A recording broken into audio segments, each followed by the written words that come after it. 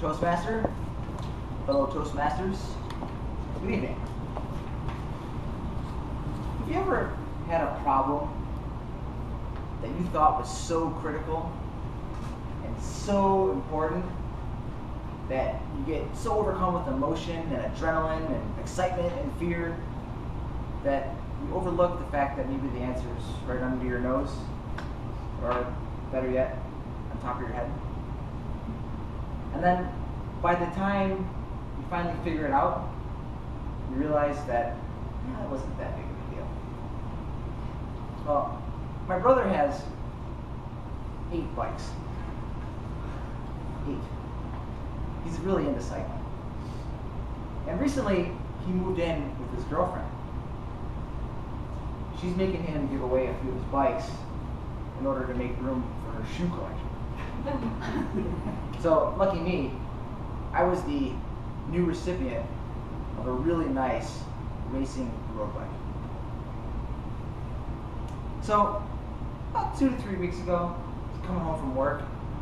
It was this super sunny day, 75 degrees, just an awesome day. And I decided to test out the new bike. So I got my gear on, put my helmet on, got my racing shorts on, biking gear, and went down to the lake. I live in Wicker Park, so I got about a good 2.8 miles to get to the lake. I noticed that about 10 minutes after I got on the bike, I was having the worst headache of my life. And it was excruciatingly painful.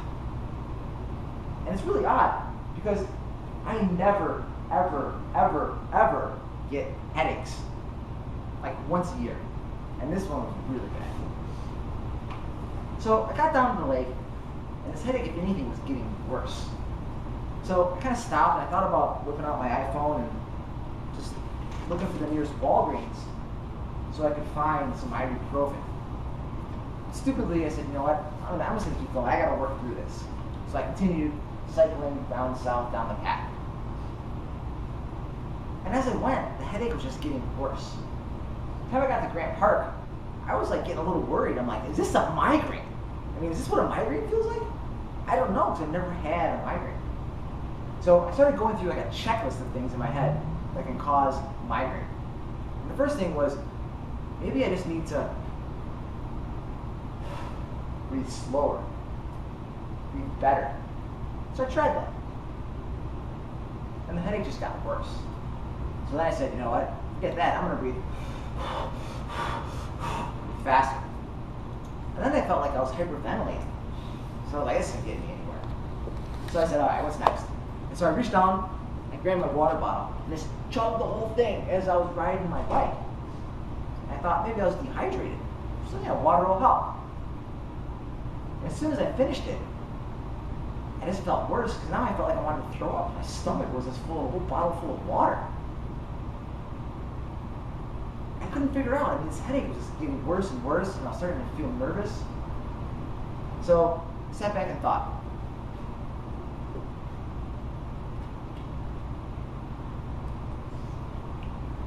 I got it. It was the sun. You see, I'd been inside all day long, hadn't been outside that much that summer. Too much sun. So I put the shades on. Easy. But you know what? That didn't work either. The headache was still there. And in fact, I felt my brain just being wrapped. I felt like this thing was wrapped around my brain. It was tight. It was tension. And then every time I hit a bump, my brain was just like shaking inside my head. And I was like, what the hell is causing this? I thought, am I positionally facing the wrong way? Do I need to be lower down? Do I need to be higher up? Do I need to straighten out my neck? Go right, go left? What do I need to do? Finally, I decided that, you know what? Maybe I'm just biking way too fast. So I slowed down. Took it easy. And the headache continued to intensify. And every bump I hit was getting worse. At this point, I was getting super nervous. I was sweating way more than I should be for my bike ride. I was feeling anxious. I started getting really concerned. And by the time I got down to 71st Street, which is where the path pretty much ends on the south side of the path, I said, I think I might be having a stroke. This must be a stroke. I've tried everything. I don't know what to do. I need to get off and I need to get to the hospital.